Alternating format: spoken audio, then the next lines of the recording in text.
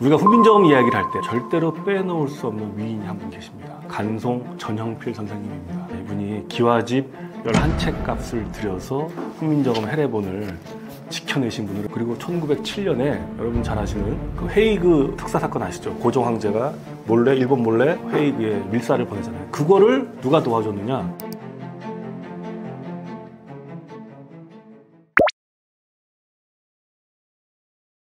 우리가 훈민정음 이야기를 할 때, 한글을 이야기할 때 절대로 빼놓을 수 없는 위인이 한 분 계십니다. 간송 전형필 선생님입니다. 이분이 기와집 11채 값을 들여서 훈민정음 해례본을 지켜내신 분으로 여러분도 다 알고 계실 겁니다. 이 간송 전형필 선생님은 1906년 7월 29일 종로 사가에서 태어나십니다. 이 간송 선생님은 대대로 이제 무관의 집안이었는데요. 당시에 조선은 무관들한테 제대로 된 군비를 조달하지 못해줬다고 합니다. 그러다 보니까 무관들이 알아서 장사를 해가지고 군비를 조달했어야 되는데요. 그래서 오대조 할아버지 때부터 종로에서 미곡상, 즉 쌀 가게를 하면서 장사를 하면서 돈을 벌게 됩니다. 그래서 집안 대대로 미곡상 집안이 되면서 굉장히 많은 땅을 가지고 있었던 이제 부자, 당시 재벌가 중에 재벌이죠. 그 재벌 자식으로 태어나게 됩니다. 그런데 23살인가에 아버지가 돌아가시면서, 자기가 15살 형이 있는데요. 형도 자기 13살 때 돌아가십니다. 집안에 자식이 별로 많지 않습니다. 작은 아버지도 형이 돌아가셨을 때가 돌아가십니다. 그러니까 유일하게 이제 장손으로 혼자 남았는데 아버지마저 65세를 일기로 돌아가시니까, 그래서 23살에 엄청난 재산을 물려받는 재벌이 됩니다. 전형필 선생님이 이제 물려받은 재산이 논으로 치면 한 800만 평 정도 됩니다. 당시 800만 평이면요 4만 가마가 나오는 거고요. 4만 가마를 당시에 전형필 선생님 집안은 소작인들하고 아주 후하게 5대5로 절반을 소작인들한테 갖게 했답니다. 이게 굉장히 많이 준 거라고 합니다. 그러니까 2만 가마 정도가 전형필 선생님의 1년 수입이었고요. 2만 가마가 당시 한 가마가 한 16원이었다고 합니다. 그러니까 16원으로 계산을 해도 2만 가마면 한 32만 원 정도 되고요. 이것저것 다 빼고도 순이익이 한 15만 원 납니다. 15만 원이면 이게 어느 정도냐면요. 당시 기와집 한 채가 1,000원이니까 150채. 1년에 기와집 150채를 할 수 있는, 지금 돈으로 따지면 수백억 원을 순이익으로 남긴 거죠. 수백억 원 순이익 남기니까 어마어마한 거죠. 그래서 이 800만 평이 당시에 나눠 따지면 한 200만 원 정도 되는, 재산으로 200만 원. 어마어마한 거죠. 우리가 백만장자라는 말 있지 않습니까? 이 백만장자가 일제강점기 이때 나온 말이에요. 그러니까 이때 백만장자만 해도 100만 원, 재산이 100만 원이면 어마어마한 재벌인 거죠. 그때 당시에 조선인 중에 백만장자, 즉 재산이 100만이 넘는 재벌이죠. 몇 명이나 됐을 것 같습니까? 43명밖에 없었다고 합니다. 43명. 그러니까 우리로 따지면 뭐 40대 재벌인 거죠. 그 안에 10손가락 안에 전형필 선생님이 23살에 완전히 뭐 다이아몬드 수저죠. 이분이 휘문고등학교에 나오셔서 야구부도 하셨고요. 일본 와세다 대학에서 법학 공부도 하셨습니다. 근데 이제 22살 때 위창 오세창이라고 하는 스승을 만납니다. 이제 민족대표 33인으로 3.1 운동에도 참여하셔서 2년간 옥고를 치신 분인데요. 이분이 간송 전형필 선생님한테 간송이라는 호를 줍니다. 소나무처럼 꿋꿋하고 품위 있게 살라, 기품 있게 살라고 주셨는데, 그때 우리나라가 일본에 지금 팔려가는, 헐값에 팔려가는 일본 우리의 문화재를 지키는 것이 또 다른 독립운동이다라고 가르침을 줍니다. 맞는 말이잖아요. 나라가 망했습니다. 여러분, 집안이 망하면 어떻게 됩니까? 집안이 망하면 먹고 살기 위해서 대대로 물려오던 보물을, 가보를 헐값에 내다 팔아야 되잖아요. 안 그러면 생계가 안 되니까. 자, 우리 나라가 망했습니다. 일제강점기부터 어떻게 되겠습니까? 수많은 우리의 문화재들이 헐값에 일본에 팔려나갈 때입니다. 그러니 그거를 지켜내고, 한번 팔려나가면 이제 끝난 거니까 우리의 소중한 문화재를 지키는 것이, 반드시 우리나라는 반드시 일제로부터 독립을 할 것이다. 근데 그때 우리의 문화재를 지켜내는 것도 일종의 독립운동이다라고 합니다. 정말 맞는 말이죠. 그래서 간송 전형필 선생님이 사재를 털어서 수많은 문화재들을 지켜내십니다. 이게 어느 정도였냐면요.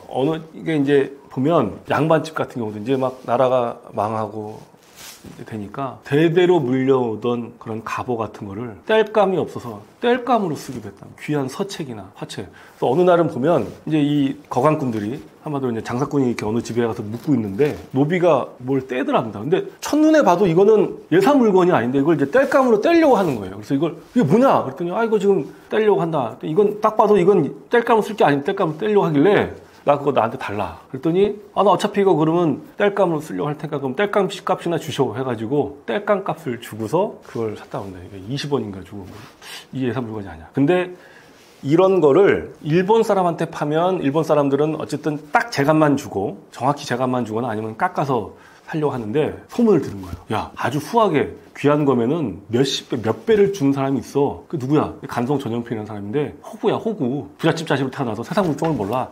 네가 부르는 값에 몇 배를 더 줄 거야. 그래가지고 간성 전영필을 찾아갑니다. 그래서 얘는 이제 20원 주고 뗄감 값을 샀잖아요. 그래서 속으로 생각한 게 100원이었던 거예요. 100원. 자기는 100원만 받아도 5배를 남기는 건데 간성 전영필 선생님이 딱 보시고 값을 1,500원 쳐줍니다. 기아제 한 채 값. 말도 안 되는 거죠. 깜짝 놀랍니다. 그게 뭔지 아십니까? 그게 유명한 조선의 대표적인 화가 겸재정선이 그린 해학전신첩이라고 하는 화첩입니다. 그게 지금 국보로 지정되어 있습니다. 그러니까 간성 전영필 선생님은 호굴에서 봉이어서 이렇게 제값 치를 줄 몰라서 그런 게 아니라 자기도 조선 사람인데 제값 주고 깎아서 살려고 그러면 좋은 게 자기한테 오겠습니까? 일본으로 가지. 자기가 몇 배를 더 친다고 해야지 진짜 소중한 게 자기한테 온다는 걸 알았던 거예요. 그게 자기는 독립이라는 걸 알았던 거죠. 그렇게 해서 간성 전영필 선생님께서 지켜내신 보물 중에 지금 국보가 12개가 있고요. 보물이 8개가 있고 서울시 지정문화재가 또 4개가 됩니다. 여러분, 그 중에서 국보가 뭔지 아십니까? 바로 훈민정음 해례본입니다. 간성 전영필 선생님은 이 해례본을 반드시 찾아야 된다라고 몇 년을 사람들한테 수소문을 했다고 합니다. 도무지 나오지가 않는 거예요. 계속 소문을 낸 겁니다. 해례본을 찾는다. 그러니까 1943년에 정말 우여곡절 끝에 일본 학자가 찾아서 일본 사람한테 팔려갈 뻔한 거를 찾아냅니다. 그때 보통 서책은, 오래된 책은 아무리 비싸봐야 100원을 넘기지 않는 게 당시의 시세라고 합니다. 100원. 훈민정음 해례본을 갖고 있는 소장이 자기는 1,000원을 받으려고 했습니다. 1,000원. 얼마를 주신 거니까 10,000원을 줍니다. 기아제 10채값. 그리고 중간에 거강꾼한테 또 1,000원을 줍니다. 그러니까 11,000원. 11채 값인 거죠. 1,000원이면 100원이 보통 고서에 제대로 된 값인데 그거 10배인 1,000원만 받으려고 했는데 10,000원을 예상 가격보다 100배를 더 받은 거예요. 그렇게 해서 지켜낸 게 바로 훈민정음 해례본이고 이게 현재 지금 유일하게 남아있는 겁니다. 그래서 이 간성 전영필 선생님이 아니었으면 우리는 이 해례본을 지켜내지 못했을 겁니다. 6.25 때도 이걸 들고 다니면서 그렇게 지켜내셨습니다. 지금 간성 박물관에, 간성 미술관에 이게 보관이 되어 있습니다. 정말 대단하신 분이십니다. 근데 하나 또 얘기할 게 있어요. 이 간성 전영필 선생님의 이 위인전에 보면 나오는 건데요. 이 집안 대대로 가훈처럼 지켜오는 가훈이 있었다고 합니다. 그게 뭐냐면요. 부대조 할아버지가 병자호란을 겪었는데요. 그때 오랑캐들 아시겠지만 이제 병자호란이 그 청나라가 쳐들어온 거지 않습니까? 정말 국토를 유린하고 수많은 사람들 잡아가고 부대조 할아버지가 병자호란에 이제 강원도 홍천의 산으로 피난을 갑니다. 여러분 병자호란 때 얼마나 정말 난리였겠습니까? 가족들과 함께 홍천의 산에서 피난을 해서 이제 먹을 걸 구하러 다니는데 어느 동굴에 쌀 5마리를 발견했다. 쌀 5마리. 어마어마한 양이죠. 근데 그거를 손을 대지 않고 나왔다고 합니다. 그게 구대조 할아버지의 가르침이랍니다. 그러면서 뭐라 그러냐면 이거는 조상이 복을 주기 전에 하는 시험이다. 그 시험을 통과해야지 조상이 복을 주고 거기서 작은 욕심에 탐심으로 그 시험을 통과하지 못하면 복을 누리지 못한다. 그때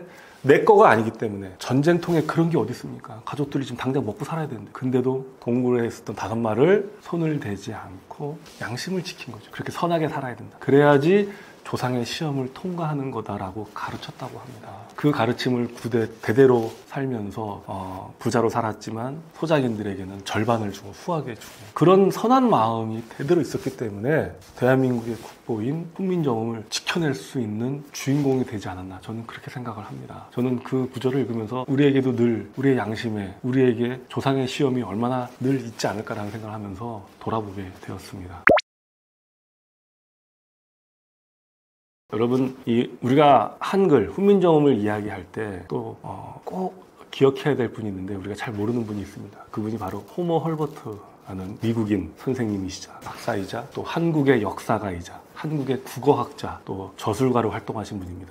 이 사람은 1863년 1월 26일 날 미국 버먼트주에서 목사이자 미드베리 대학의 총장인 켈빈 헐버트, 그리고 여러분 다트머스 대학이라고 유명합니다. 이 다트머스 대학 설립자의 후손인 메리 우드워드의 둘째 아들로 태어납니다. 그러니까는 교육자 집안인 거죠. 대학 총장의 아들이자 또 유명한 명문대학 설립자 집안의 자제로 태어납니다. 그래서 명문대학인 또 다트머스 대학을 졸업을 하고 신학 공부를 합니다. 22살에 당시 우리나라의 유경공원, 조선 고종이 이제 유경공원을 설립하면서 영어 교사를 초빙하는데, 그때 미국의 이제 이 대사의 도움을 통해서 미국 현지에서 우수한 인재를 초빙해 달라고 그래서 당시 이제 다트머스 대학을 비롯한 아이비리그 대학을 나온 인재 3명이 선발이 돼서 이 6년에 유경공원에 교사로 오게 됩니다. 이때 호모 헐버트의 나이는 23살입니다. 자기가 지원을 한 거죠. 여러분 1886년이면 아까 여행가가 썼듯이 지저분하고 가난한 나라입니다. 정말 조선말 얼마나 낙후되어 있는 나라입니까? 이미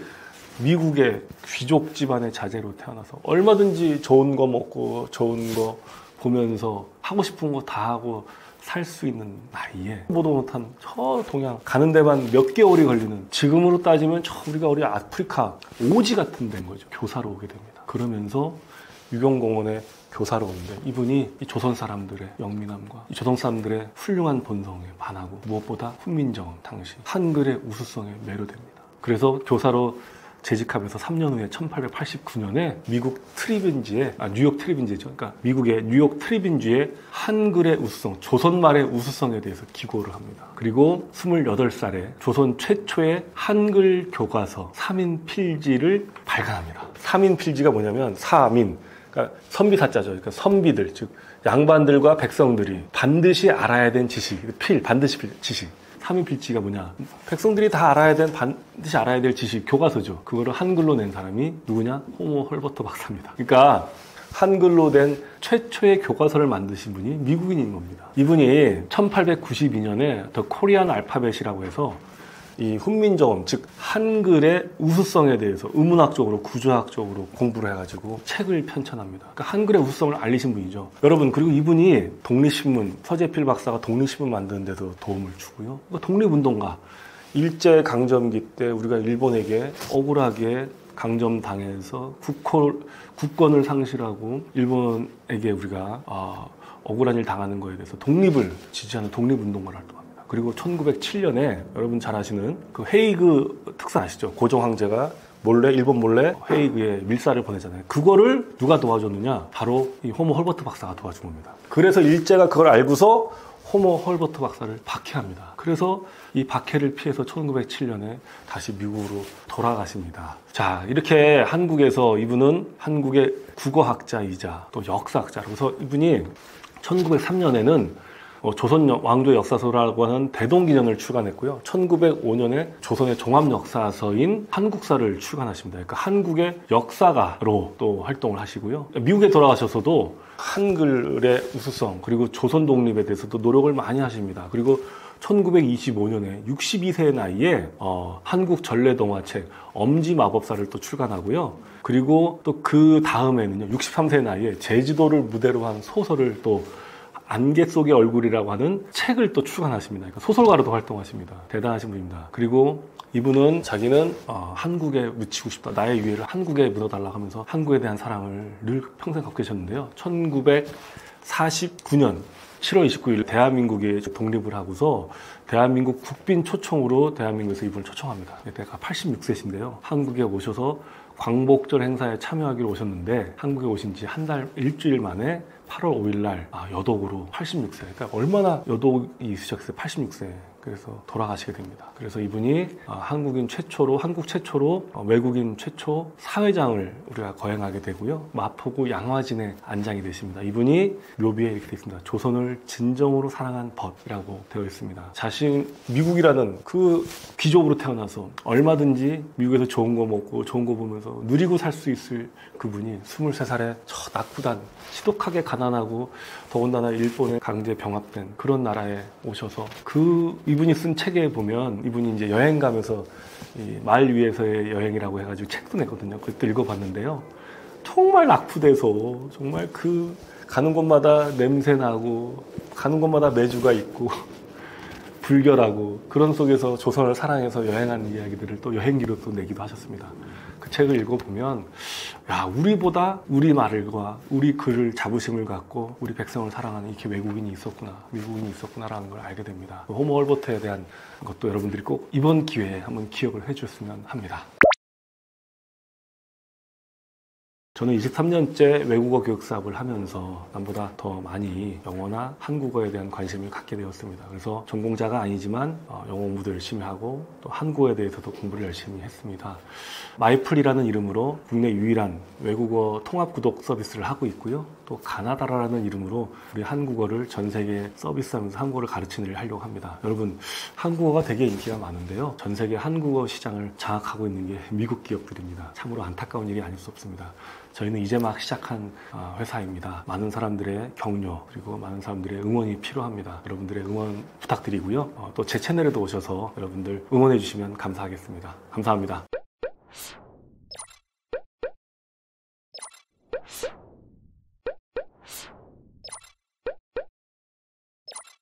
you